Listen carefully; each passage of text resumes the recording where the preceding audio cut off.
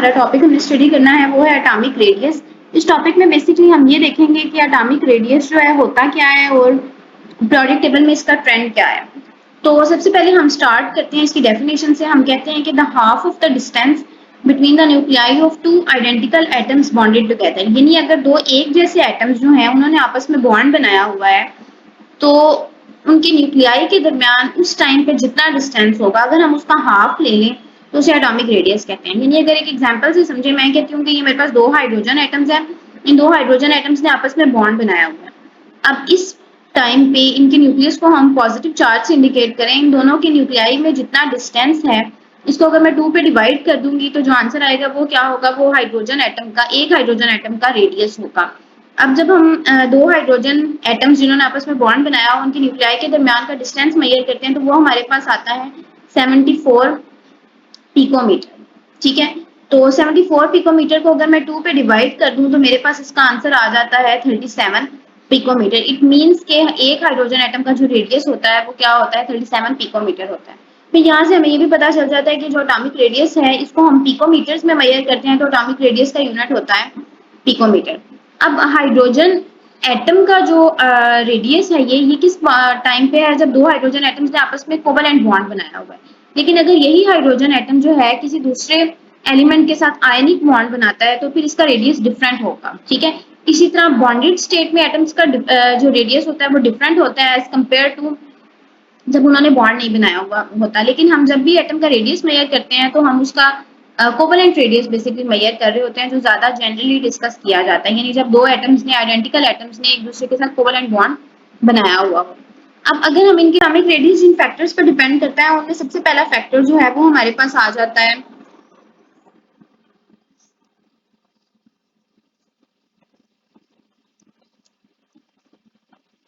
Atomic number.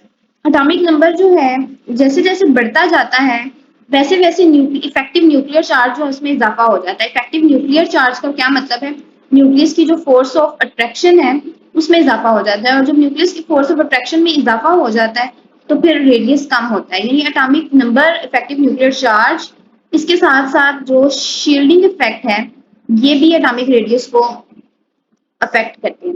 अच्छा, अब इन तीनों फैक्टर्स को समझने के लिए हमें एटॉमिक रेडियस की एक और डेफिनेशन देखनी पड़ेगी। एटॉमिक रेडियस को एक इस तरह से भी डिफाइन किया जाता है कि हम कहते हैं कि किसी भी एटम के न्यूक्लियस और उसके वैलेंस शेल में जितना डिस्टेंस है वो भी क्या होता है, एक एटम का रेडियस होता है। फॉर एग्जांपल मैं ये कह रही हूँ कि मेरे पास ये एक सोडियम एटम है, इसका न्यूक्लियस है, ये इसका पहला शेल हो गया, फिर ये हो गया इसका दूसरा शेल, और ये इसका हो गया तीसरा शेल, क्योंकि सोडियम जो एटम है उसमें 3 शेल्स होते हैं। ठीक है, तो इसके न्यूक्लियस से लेके इसके वैलेंस शेल तक का जो डिस्टेंस है इसको मैं क्या कहूंगी, एटॉमिक रेडियस कहूंगी। अब ये रेडियस जो है ये डिपेंड करता है फिर एटॉमिक नंबर पे, इफेक्टिव न्यूक्लियर चार्ज पे और शील्डिंग इफेक्ट पे। सॉरी, यहाँ पे मैंने लिखना था शील्डिंग इफेक्ट। ठीक है, इसको हम रेस करके यहाँ पे लिख देते हैं शील्डिंग इफेक्ट। अच्छा, अब कैसे ये इफेक्ट करता है देखें, इसको हम पहले पीरियड में डिस्कस करते हैं। जब हम लेफ्ट टू राइट पीरियड में मूव करते हैं तो होता ये है कि एटॉमिक नंबर में इजाफा होता है। जिस तरह से अगर आप यहाँ पे मेरे पास सेकंड पीरियड की एग्जांपल देखें, लिथियम है, फिर बेरिलियम है, फिर उसके बाद आ जाता है boron, carbon, nitrogen, oxygen, fluorine और उसके बाद नियॉन। अब पीरियड में एटॉमिक नंबर की तादाद में इजाफा हो रहा है। लिथियम का एटॉमिक नंबर 3 है, बेरिलियम 4, 5, 6, 7, 8, 9, 10। जैसे जैसे एटॉमिक नंबर की तादाद में इजाफा हो रहा है वैसे वैसे न्यूक्लियस में प्रोटॉन्स की तादाद में भी इजाफा हो रहा है, और अगर प्रोटॉन्स की तादाद में इजाफा हो रहा है तो इफेक्टिव न्यूक्लियर चार्ज में भी इजाफा हो रहा है, यानी कि न्यूक्लियस की जो फोर्स ऑफ अट्रैक्शन है वो भी बढ़ रही है। जब न्यूक्लियस की फोर्स ऑफ अट्रैक्शन बढ़ती है तो न्यूक्लियस फिर वैलेंस इलेक्ट्रॉन्स को ज्यादा फोर्स से अपनी तरफ अट्रैक्ट करते हैं, जिसकी वजह से वैलेंस इलेक्ट्रॉन्स जो है न्यूक्लियस के जरा करीब आ जाते हैं, और न्यूक्लियस के करीब आने की वजह से एटॉमिक रेडियस जो है वो क्या हो जाता है, डिक्रीज कर जाता है। यानी अगर आप देखें लिथियम, लिथियम में क्या होगा, जस्ट 3 प्रोटॉन्स जो हैं वो वैलेंस इलेक्ट्रॉन्स को अट्रैक्ट कर रहे होंगे, लेकिन बेरिलियम में क्या होगा, 4 प्रोटॉन्स वैलेंस इलेक्ट्रॉन्स को अपनी तरफ अट्रैक्ट कर रहे होंगे। इसी तरह बोरॉन में इनकी तादाद, उन प्रोटॉन्स की तादाद 5 हो जाएगी। अगर मैं फ्लोरीन की बात करूं तो यहाँ पे 9 प्रोटॉन्स जो हैं वो वैलेंस इलेक्ट्रॉन्स को अपनी तरफ अट्रैक्ट करे होंगे, यानी जो इफेक्टिव न्यूक्लियर चार्ज है उसकी वैल्यू सबसे ज्यादा है फ्लोरीन में। तो ग्रेटर इफेक्टिव न्यूक्लियर चार्ज की वजह से न्यूक्लियस की फोर्स ऑफ अट्रैक्शन ज्यादा होगी, और न्यूक्लियस की फोर्स ऑफ अट्रैक्शन की वजह से जो वैलेंस इलेक्ट्रॉन्स हैं वो क्या होंगे, वो न्यूक्लियस के करीब आ जाएंगे और जिसकी वजह से फिर जो आपका रेडियस है वो क्या हो जाएगा, वो डिक्रीज हो जाएगा। तो हम क्या कहते हैं कि पीरियड में एटॉमिक रेडियस जो है वो डिक्रीज करता है। और अगर हम इसको एक ट्रेंड की फॉर्म में लिखें तो हम ये कह सकते हैं कि पीरियड में क्या होता है, एटॉमिक नंबर इंक्रीज होता है। एटॉमिक नंबर इंक्रीज होने का क्या मतलब है, प्रोटॉन्स जो हैं उनकी तादाद में इजाफा हो रहा है। प्रोटॉन की तादाद में इजाफा होने का मतलब ये है कि इफेक्टिव न्यूक्लियर चार्ज में इजाफा हो रहा है। इफेक्टिव न्यूक्लियर चार्ज मतलब न्यूक्लियस की जो फोर्स ऑफ अट्रैक्शन है उसमें क्या हो रहा है, इजाफा हो रहा है। और न्यूक्लियस की अगर फोर्स ऑफ अट्रैक्शन ज्यादा होगी तो वैलेंस इलेक्ट्रॉन्स जो हैं वो क्या करेंगे, valence electrons come closer to the nucleus, वो न्यूक्लियस के करीब आ जाएंगे और रिजल्टेंटली क्या होगा कि आपका जो रेडियस है वो फिर क्या हो जाएगा, कम हो जाएगा। तो इसीलिए हम कहते हैं कि पीरियड में एटॉमिक रेडियस जो है वो डिक्रीज करता है।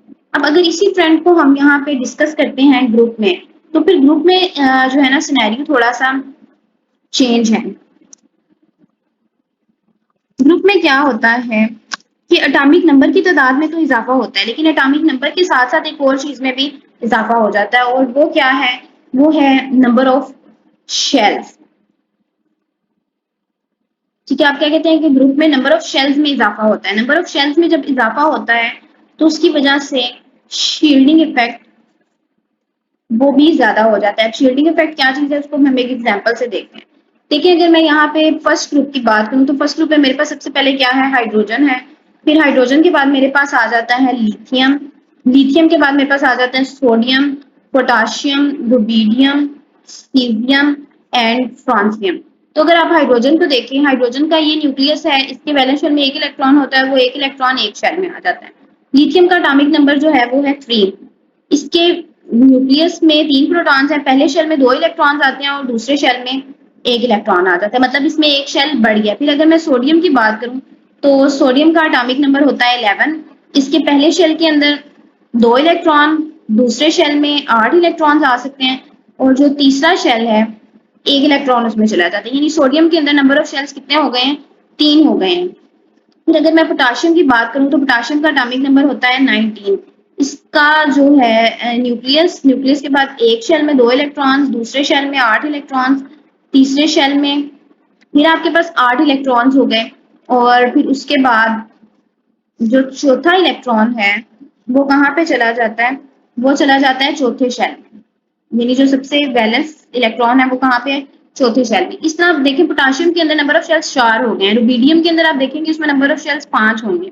इस तरह सीजियम में 6 और फ्रांसियम में 7। यानी जब हम डाउन द ग्रुप मूव कर रहे हैं तो एटॉमिक नंबर तो इंक्रीज हो रहा है, लेकिन एटॉमिक नंबर इंक्रीज होने के साथ साथ आपका जो शेल की तादाद है वो भी क्या हो रही है, इंक्रीज हो रही है। और अभी हमने बात की थी कि रेडियस क्या होता है, न्यूक्लियस से वैलेंस शेल तक का फासला। तो हाइड्रोजन में ये फासला कम है, लिथियम में न्यूक्लियस से वैलेंस शेल तक का फासला और बढ़ जाता है, सोडियम में फिर ये फासला मजीद बढ़ जाता है और इसी तरह पोटाशियम में ये फासला मजीद बढ़ जाता है। एक तो शेल की तादाद में इजाफा हुआ, दूसरा क्या है, शील्डिंग इफेक्ट। देखिए यहाँ पे न्यूक्लियस जो है हाइड्रोजन में वो डायरेक्ट वैलेंस शेल्स को के इलेक्ट्रॉन्स को अपनी तरफ अट्रैक्ट कर रहे हैं, ठीक है, दरमियान में कोई रुकावट नहीं है। तो यहाँ पे न्यूक्लियस की फोर्स ऑफ अट्रैक्शन बहुत ज्यादा स्ट्रांग होगी। लेकिन लिथियम में क्या होता है कि न्यूक्लियस जो है वो डायरेक्टली वैलेंस शेल के इलेक्ट्रॉन्स को अपनी तरफ अट्रैक्ट नहीं कर सकता, दरमियान में एक शेल आ जाता है और इस शेल में इलेक्ट्रॉन्स हैं जो न्यूक्लियस की फोर्स को कम कर देते हैं, न्यूक्लियस की फोर्स को शील्ड कर देते हैं।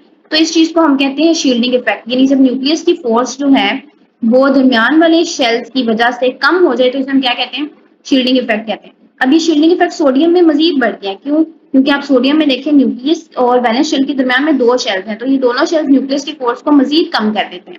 तो नंबर ऑफ शेल्स के बढ़ जाने और शील्डिंग इफेक्ट के बढ़ जाने की वजह से जो इफेक्टिव न्यूक्लियर चार्ज है वो ग्रुप में क्या हो जाता है, वो ग्रुप में डिक्रीज कर जाता है, ठीक है। और जब इफेक्टिव न्यूक्लियर चार्ज डिक्रीज कर जाता है तो फिर वैलेंस इलेक्ट्रॉन्स जो हैं वो न्यूक्लियस से ज्यादा फासले पे रहते हैं और जो रेडियस है वो क्या हो जाता है, ज्यादा हो जाता है। तो फिर हम क्या कहते हैं कि पीरियड में एटॉमिक रेडियस जो है वो डिक्रीज करता है फ्रॉम लेफ्ट टू राइट, और ग्रुप में एटॉमिक रेडियस जो है टॉप से बॉटम की तरफ इंक्रीज करता है। तो ये आपका जो था ट्रेंड था एटॉमिक रेडियस के लिहाज से। लेकिन आज बेसिकली हमने कोवेलेंट रेडियस को डिस्कस किया। इसके बाद हम नेक्स्ट टॉपिक में इंशाल्लाह देखेंगे कि आयनिक रेडियस जो है उसमें किस तरह से वेरिएशन आती है।